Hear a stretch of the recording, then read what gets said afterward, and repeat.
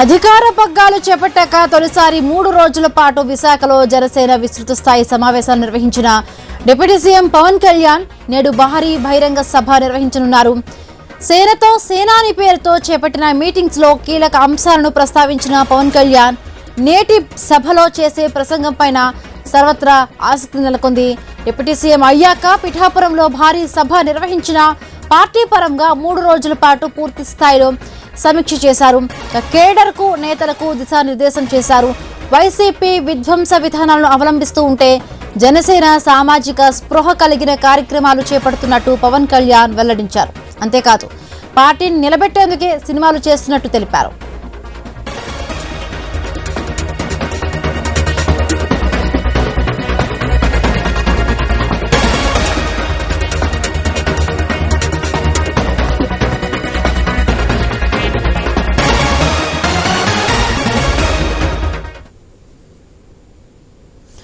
నేడు విశాఖలో జనసేన బహిరంగ సభ ఉండబోతోంది. 3 రోజులుగా కూడా పవన్ కళ్యాణ్ పార్టీ కార్యకర్తలందరికీ కూడా దిశానిర్దేశం చేస్తున్న ఇవాళ చివరి రోజు మీటింగ్ ఉండబోతోంది. సో ఈ మీటింగ్ లో ఏం మాట్లాడతారో అనే దానిపై కూడా సర్వత్రా ఆసక్తి నెలకొంది. రైట్, మరిన్ని పూర్తి అప్డేట్స్ మా కరెస్పాండెంట్ రాజు అందిస్తారు. రాజు, గుడ్ మార్నింగ్ హేమబిందు. ఏదైతే గత 3 రోజులుగా విశాఖపట్నం కేంద్రంగా జనసేనని పవన్ కళ్యాణ్ నిర్వహిస్తున్నటువంటి పార్టీ కార్యక్రమాలు ఏవైతే ఉన్నాయో పూర్తిగా ఉప ముఖ్యమంత్రి పదవి చేపట్టిన తర్వాత 14 నెలల కాలం పూర్తిగా ప్రభుత్వ కార్యక్రమాలకే పరిమితమైనటువంటి పవన్ కళ్యాణ్ పార్టీని పక్కన పెడుతున్నారు అన్నట్టు ప్రచారం జరుగుతున్న నేపథ్యంలో దాన్ని తిప్పుకొట్టే విధంగా కూడా విశాఖ వేదికగా సేనతో సేనాని కార్యక్రమాన్ని నిర్వహించడం జరుగుతుంది.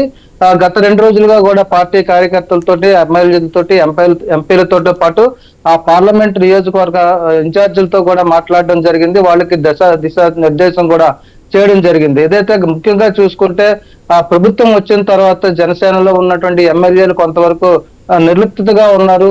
అదేవిధంగా పార్టీ మీద వస్తున్నటువంటి ఆరోపణలు తిప్పుకొట్టడంలో నిర్లక్ష్యంగా ఉన్నారంటూ కూడా ఒకంత అసహనం కూడా వ్యక్తం చేయడం జరిగింది. మరోవైపు పోరాటం చేయాలంటే నేను ఒక్కడనే కాదు, నాతో పాటు మీరు కలిసి రావాలంటూ కూడా వాళ్ళకి దిశ నిర్దేశం కూడా చేయడం జరిగింది. దీంతో పాటు వాళ్ళకి ర్యాంకింగ్లు ఇస్తామంటూ కూడా ఎమ్మెల్యేలకు అయితే సూచించిన పరిస్థితి కనిపిస్తుంది. ముఖ్యంగా చూసుకుంటే పోరాటాలు చేయాల్సిన పరిస్థితుల్లో నాతో పాటు కలిసి రావాల్సిన వాళ్ళే పార్టీలో ఉండొచ్చు అంటూ కూడా ఒక రకంగా వాళ్ళకి హెచ్చరిక కూడా చేసిన పరిస్థితి కనిపిస్తుంది. పదవుల కోసమే పార్టీ అనుకుంటే అవసరం లేదు, పార్టీ కోసం సిద్ధాంతాల కోసం పోరాడేవారే పార్టీలో ఉండాలంటూ కూడా సూచించిన పరిస్థితి గత 2 రోజులుగా కనిపిస్తుంది. ఈ నేపథ్యంలో ఈ రోజు ముందుగా ఎంపిక చేసుకున్నట్టు 15,000 మంది ఆ క్రియాశీలక కార్యకర్తలతో పాటు తెలంగాణకు చెందినటువంటి జన సైనికులతో కూడా ఈ రోజు భారీ బహిరంగ సభ అయితే నిర్వహించబోతున్నారు. సేనతో సేనాని పేరుతో నిర్వహిస్తున్నటువంటి సభ కూడా ఈ రోజు మధ్యాహ్నం 1 గంటకు ప్రారంభమవుతుంది.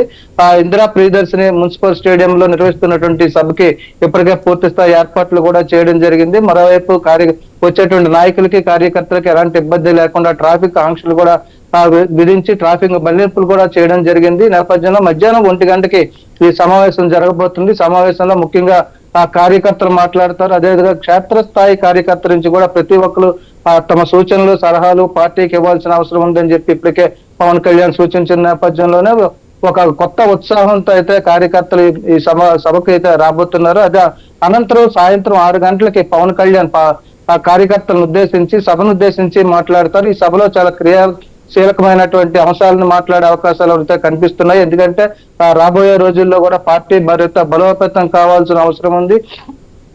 నో సీట్ నుంచి 1 సీట్ నుంచి 100% స్ట్రైక్ రేట్ తో ఈ రోజు ఈ పార్టీ నిలబడింది అని చెప్పి పవన్ కళ్యాణ్ చెప్తున్న నేపథ్యంలో రాబోయే రోజుల్లో కూడా 100% నుంచి 100 సీట్లు కూడా సాధించే దిశగా వెళ్ళాలి అని చెప్పి వాళ్ళకైతే ఇప్పటికే నిర్దేశం చేసినట్టుగా తెలుస్తుంది. రాబోయే రోజుల్లో ప్రత్యర్థి రాజకీయ పార్టీలను ఎలా ఎదుర్కోవాలి, వాళ్ళు చేస్తున్నటువంటి ఆరోపణలను ఎలా తిప్పికొట్టాలి, అదేవిధంగా పార్టీని ఎలా నిలబెట్టాలి అన్న సూచనలతో పాటు ప్రజల్లో పార్టీని ఎలా తీసుకువెళ్ళాలి, రాబోయే స్థానిక సంస్థలను కూడా దృష్టిలో పెట్టుకొని ఇప్పటి నుంచే పవన్ కళ్యాణ్ అయితే పథక రచన చేసినట్టుగా ఇప్పటికే ప్రచారం జరుగుతుంది. దీనికి సంబంధించి కూడా ఈ రోజు నిర్వహించే భారీ బహిరంగ సభలో పవన్ కళ్యాణ్ మాట్లాడే ప్రసంగాల మీద పార్టీ భవిష్యత్తు కూడా ఆధారపడి ఉంటుందని చెప్పి చాలా మంది ఆశాభావం వ్యక్తం చేస్తున్నారు. దీంతో పాటు ఇప్పటివరకు పదవులు కావాలి అన్నారు. పదవులు వచ్చిన తర్వాత పార్టీని పక్కన పెడుతున్నారు అంటూ ఒక రకంగా అటు పార్లమెంట్ పార్టీ నాయకులను కానీ ఎమ్మెల్యేలను కానీ ఇప్పుడు పవన్ కళ్యాణ్ హెచ్చరించిన నేపథ్యంలో రాబోయే రోజుల్లో మరిన్ని కఠిన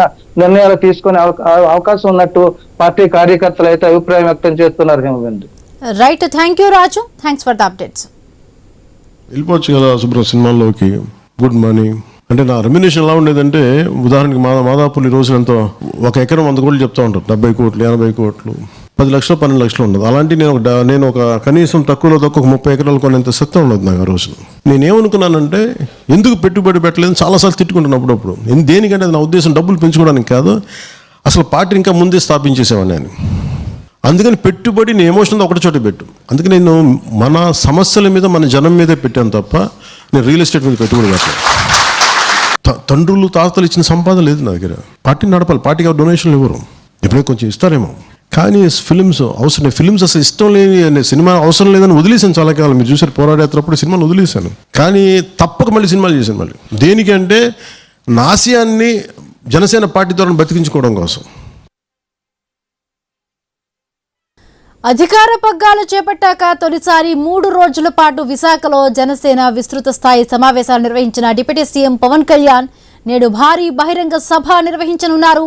సేనతో సేనాని పేరుతో చేపట్టిన మీటింగ్స్ లో కీలక అంశాలను ప్రస్తావించిన పవన్ కళ్యాణ్ నేటి సభలో చేసే ప్రసంగం పైన సర్వత్రా ఆసక్తి నెలకొంది.